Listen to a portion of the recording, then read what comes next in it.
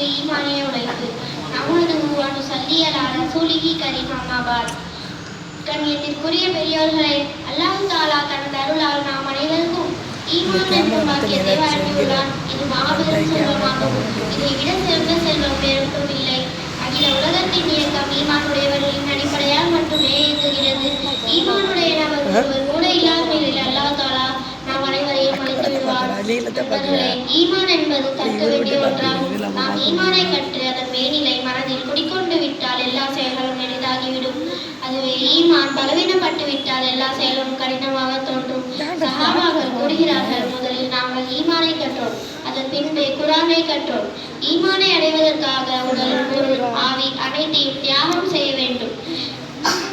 ஈமானை அடைவதற்காக உடல், பொருள், ஆவி அனைத்தையும் தியாகம் செய்ய வேண்டும். எல்லாம் வல்ல அல்லாஹ் தஆலா நாம் அனைவரையும் ஈமானுடைய உழைப்பிற்காகவே ஏற்றுக்கொள்வானாக. ஆமீன்.